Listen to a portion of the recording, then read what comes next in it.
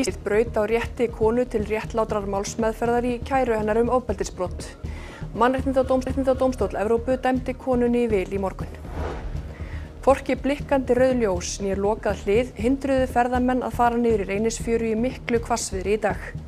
Fjárhúsi skolaði á haf út í mestu látunum í morgun.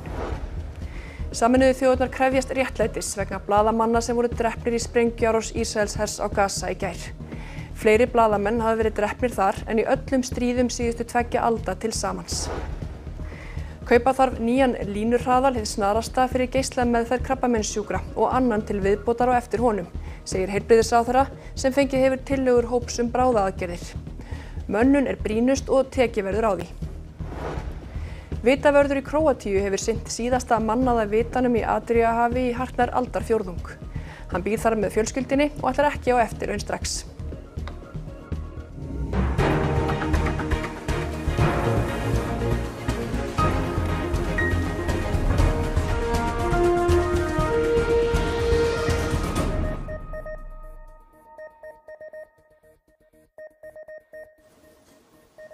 Komið þið sæl. Kona sem lagði íslenska ríkið fyrir Mannréttindadómstóli Evrópu í morgun segir ólýsanlega tilfinningu að fá viðurkennt að brotið hafi verið á henni. Lögmaður hennar segir Mannréttindadómstólinn gera athugasemdir við að ríkið haldi ekki almennilega utan gögn kynferðislega mismunun. Stígamót auglýst árið 2020 eftir konum sem væru brotaþolar í ofbeldismálum, hefðu kært brotin til lögreglu og að ákæruvaldið hefði fellt mál þeirra niður. Samtökin aðstoðuðu 9 konur við að kæra íslenska ríkið til Mannréttindadómstólsins að því að þær hefðu ekki notið réttlátrar málsmeðferðar. Ein þeirra, María Sjöfn Árnadóttir, hafði erindi sem erfiði. Dómstóllinn kemst að þeirri niðurstöðu að íslenska ríkið hafi þá brotið á rétti hennar og ástæðan þá fyrst og fremst sú að málið fyrndist vegna aðgerðaleysis lögreglunnar. Niðurstaðan náttúrulega gríðarlegt fagnaðarefni bæði fyrir mig persónulega og brotaþolendur framtíðarinnar. Og ég ennþá svona í tilfinninga rússíbana að meðtaka þetta. Sigurður Örn einn nokkurra lögmanna á rétti lögmannsstofu sem sinnt hefur málum kvennanna. Hann segir að með breyting á lögum 2016 hafi falist mikil réttarbót fyrir þolendur kynbundins ofbeldis og heimilisofbeldis. Núna hygg ég að verkefni sé fyrst og fremst að fylgja lögunum, sjá til þess að rannsókn og saksókn þessara mála sé í samræmi við vilja löggjafans eins og birtist. Mannréttindadómstóllinn féllst ekki á í dóm í morgun að ríkið hefði brotið gegn annarri íslenskri konu. Munurinn sá, segir Sigurður Örn, að meint ofbeldisbrot í hennar tilfelli voru framin áður en lögunum var breytt 2016 og fyrningarfrestur var runnin út samkvæmt þágildandi lögum. Dómstóllinn á eftir að kveða upp dóma í málum hinna kvennanna 7. Mannréttindadómstóllinn féllst ekki á þann hluta kæru Maríu Sjöfnar gegn ríkinu að kerfisbundin mismunun væri í þessum málaflokki vegna kynferðis þolenda og sakfellingar og málaloka flestra þessara mála. Og dómstóllinn komst að þeirri niðurstöðu að það þótti ekki sannað, enda mjög erfitt að sanna kerfisbundna mismunun. En það vakti þó athygli mín að dómstóllinn finnur að því að íslenska ríkið heldur ekki almennilega utan þessi gögn og því kannski erfitt að segja til með vissum hvort slík mismunun hafi verið fyrir hendi. Drífa Snædal, talskona Stígamóta, segir dóminn í morgun vera stóran sigur í áratugalangri baráttu á réttlæti fyrir brotaþola heimilisofbeldis og að enn eigi Ísland langt í land með að viðurkenna alvarleika kynferðislegs og kynbundins ofbeldis. Bara eftir 9 ára baráttu, ég loksins komið að þessu og það ólýsanleg tilfinning að fá þessa viðurkenningu og svona viðurkenningu á að það var brotið á mér.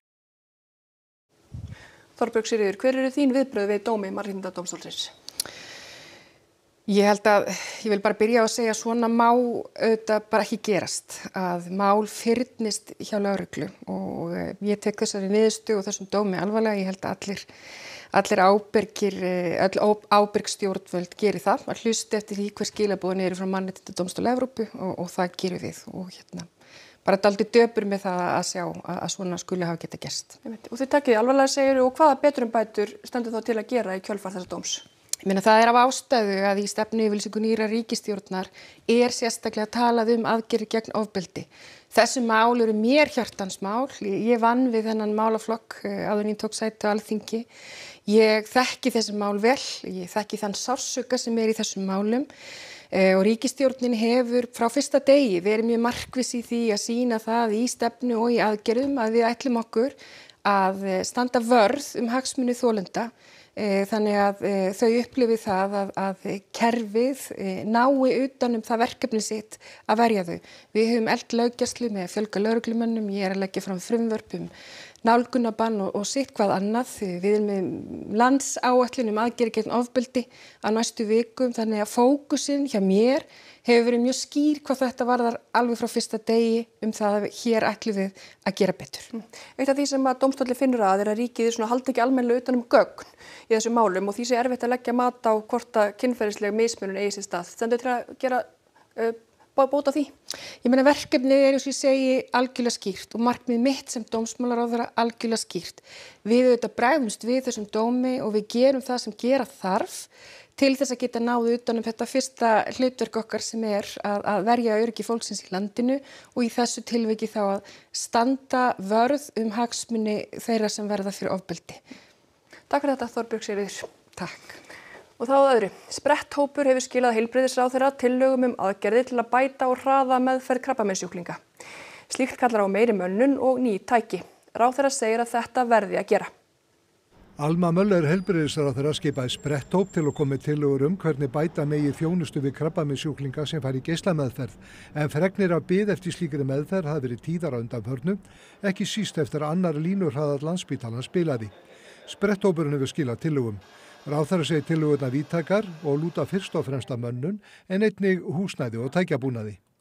Það eru núna 2 línurhraðlar og þarf að bæta við þeim 3. og það ekki nóg því að svo þarf að kaupa þann 4. til að endurnýja þann elsta. Þannig að þetta þarf að gerast bara eins fljótt og hægt vonandi fáum við þann 3. á næsta ári. Þetta tekur allt sinn tíma. Til að koma 3. línurhraðlinu fyrir þarf að finna nýtt húsnæði og það verður unnið samhliða kaupum á línurhraðlinum en Alma segir óhjákvæmilegt að fari þessar aðgerðir þótt að séu dýrar. Já, þetta kostar auðvitað peninga. Ég held að línurhraðall kosti 600 milljónir en þetta einfaldlega eitthvað sem við verðum að gera og þarna þetta hluti af hinni margumtöluðu innviðaskuld. Eins og fyrr segir lúta tillögur spretthópsins fyrst og fremst að mönnun og starfsfólki sem vinnur þessi störf mjög sérhæft. Geislafræðingar, krabbameinslæknar, læknisfræðilegir eðlisfræðingar og hjúkrunarfræðingar. En mest liggur á að fjölga geislafræðingum.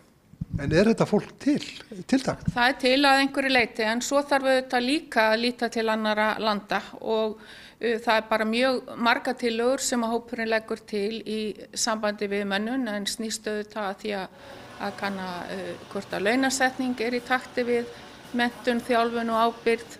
Það snýst að fá fólk erlendis frá og það þarf aðeins að skoða starfsleyfi og reglugerðir og síðan líka hvort við getum menntað fleiri og á annan hátt hérlendis.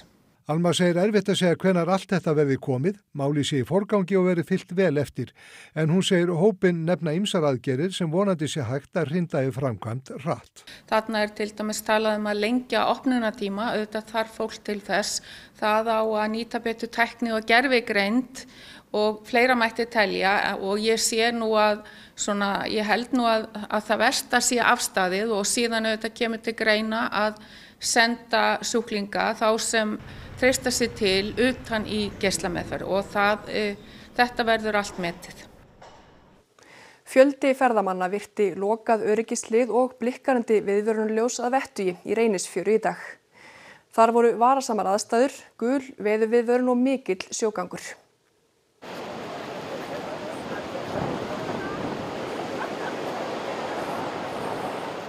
Og það þarf greinilega meira en rautt blikkandi ljós og lokahlið til að halda fólki frá Reynisfjöru. Why did you go down there? Because this is the only day and the only afternoon we have to see that. So it's the only option. We see a little bit how the waves are closing to the beach, so a little bit we go step and that's all. Because the waves were super big and we never saw anything like that before. Did you know, or do you know that it can be dangerous? Yeah, I actually didn't realize it was red until just as soon as we got up here right now, but... You were down there at the beach. Yeah. There is red flashing light. Yeah. This is closed. Why did you go down there? We want to take the picture. How about there? Have you heard that it can be dangerous to go there? Yes, I know that. I will take the risk. Okay.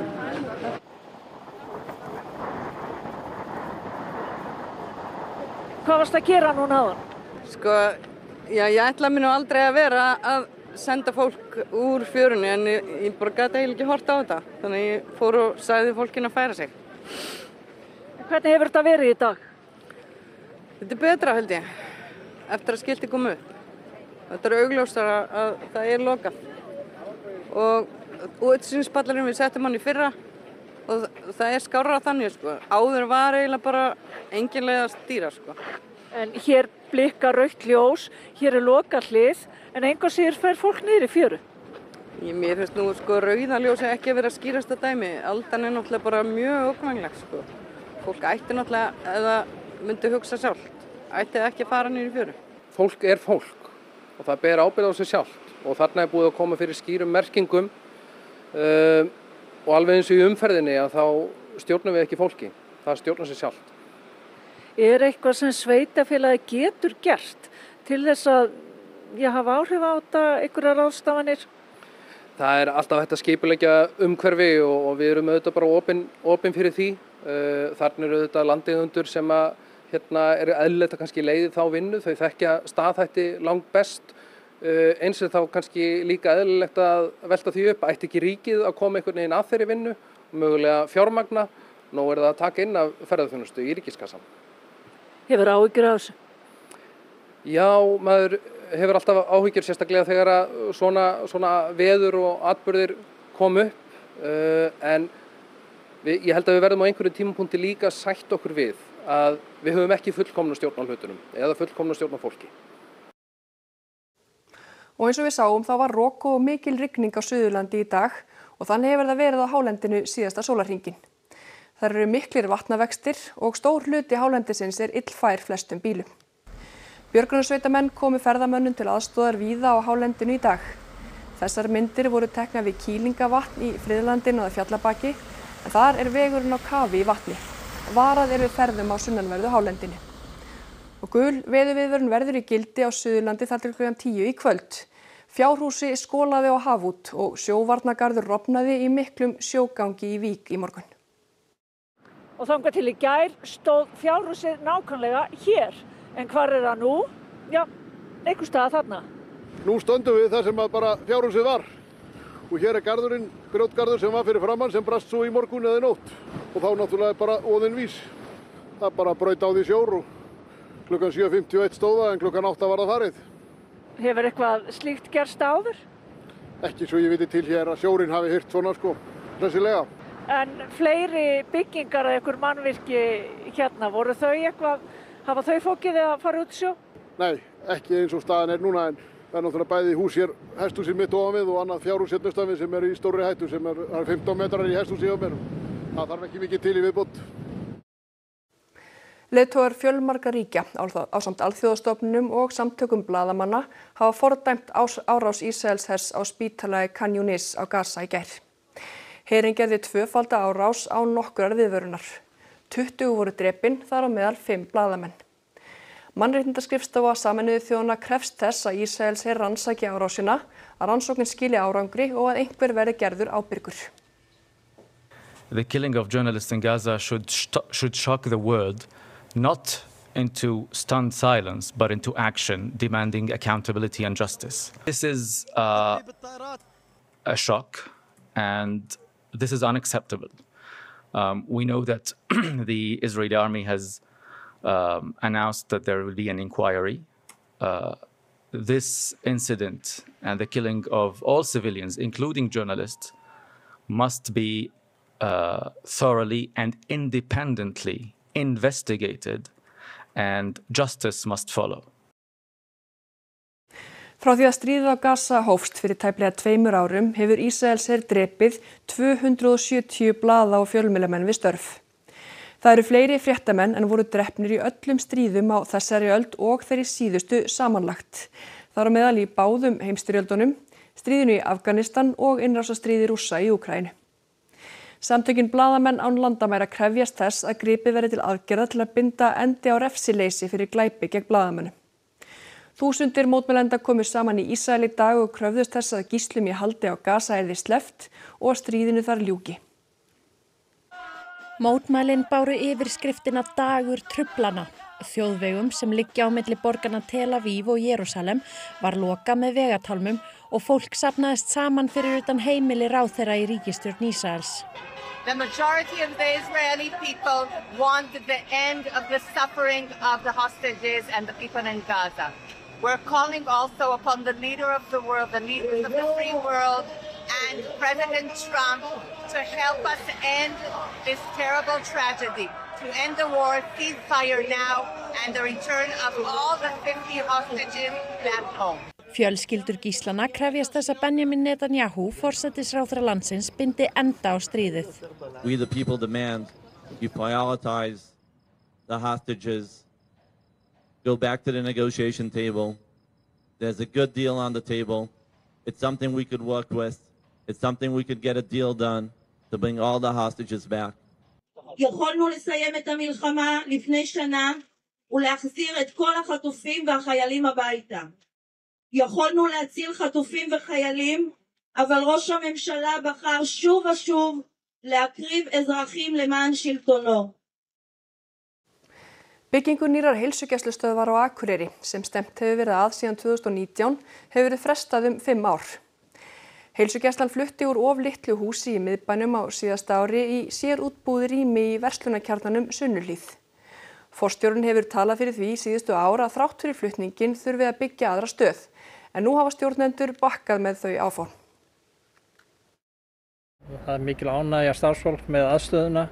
Það ánægja íbúana, aukin ánægja íbúana með þjónustuna. Við höfum líka getað fengið stækkun þeirri aðstöðu 250 fermetra sem við gerum ráð fyrir að taka í notkun núna áramótin og við erum í rauninni bara endum með þetta. Hvort það getur verið hyggilegt fyrir Akureyri að þessi klíníska heilsugæsluþjónusta sé einfaldlega bara á einum stað. Og í rauninni hefur reynslan svolítið hérlendis verið allavega í Reykjavík svolítið svo að eftir því sem heilsugæslustöðvarnar er minni þeim mun erfiðar og brothættar að reka þær. Evrópuríkin verða að mæta aukinni og vaxandi ógn frá Rússlandi, segir yfirmaður þýska heraflans. Hann er hér á landi í tilefni þess að Ísland og Þýskaland ætla að efla varnarsamstarf ríkjanna. I think it's a very obvious one, since we are looking at a threat and we have a threat perception towards Russia. There is an imposed threat, and it's a direct threat which is coming from Russia. And within my more than 40 years of being a military officer, within 40 years of career, I've never seen such imminent threat like we are facing at the moment. Þjóðverjar hafa undanfarin ár komið að loftrýmisgæslu við Ísland og þýski sjóherinn sinnt hér kafbátaeftirliti. Þar hefur aukinar umferðar rússneskra kafbáta orðið vart og þá hefur skemmdarverkum á innviðum í Evrópu sem rakin eru til Rússa fjölgað töluvert. Karsten Breuer segir ástæðu til að bregðast við breyttu landslagi í öryggismálum í Evrópu. And therefore we have to adopt our strategies, we have to adopt our military presence in order to formulate an answer to this changing strategic environment.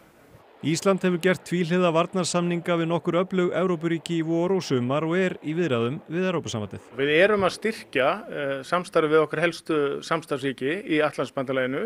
Við höfum lagt mikla áherslu á Norðurlöndin og erum núna að leggja sérstaklega áherslu á þau ríki sem eru hvað með mesta getu eða eru að hugsa að byggja upp getu og þar horfum við mjög mikið í getu til eftirlits á Norður-Atlantshafi. Við eigum í mjög þéttu samstarfi við Bandaríkin. Erum í góðu samstarfi við Kanada og Noreg sem eru hér meðalans við kafbátaeftirlit og Þjóðverjar eru núna að horfa í auknum mæli til þess að taka þátt í því eftirliti.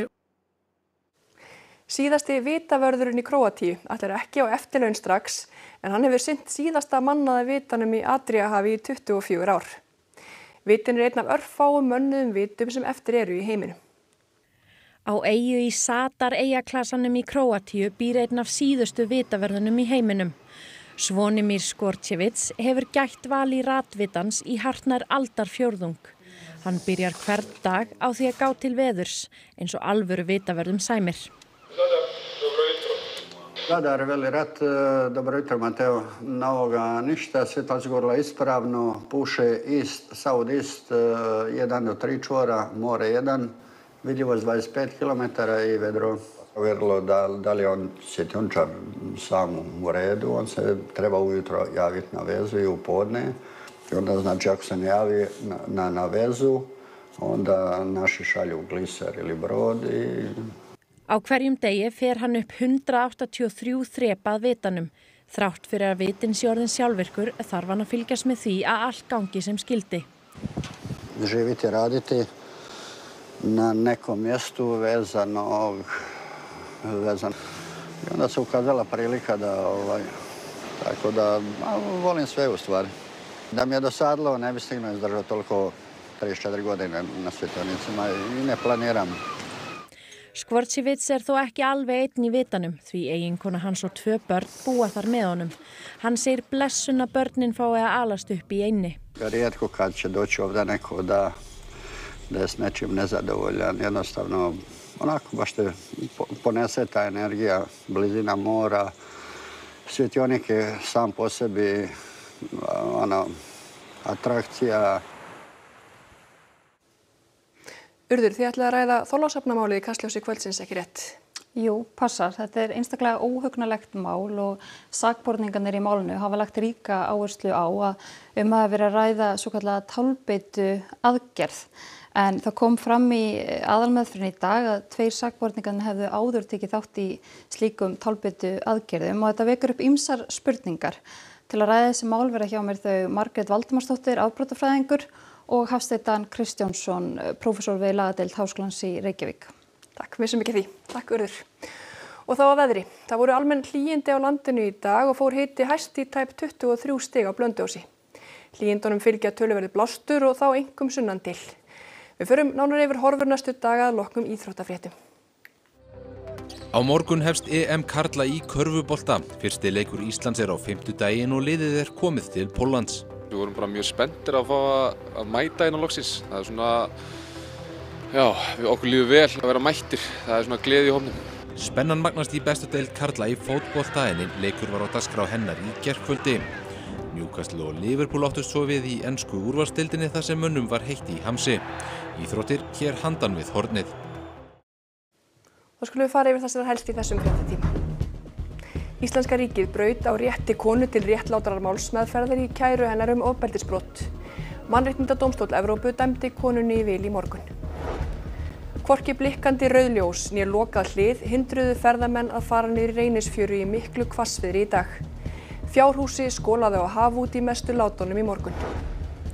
Sameinuðu þjóðirnar krefjast réttlætis vegna blaðamanna sem drepnir voru í sprengjuárás Ísraelshers á Gaza í gær. Fleiri blaðamenn hafi verið drepnir þar en í öllum stríðum síðustu 2 alda til samans. Kaupa þarf nýjan línurhraðal hið snarasta fyrir geislameðferð krabbameinssjúkra og annan til viðbótar og eftir honum, segir heilbrigðisráðherra sem fengið hefur tillögur hóps bráðaaðgerðir. Mönnun brýnust og tekið verður á því. Og það var þetta upptalið hjá okkur þetta þriðjudagskvöldið. Við minnum á að það má senda okkur fréttaábendingar á netfangið fréttir hjá ru.is. En þangað til næst verið þið sæl og njótið kvöldsins.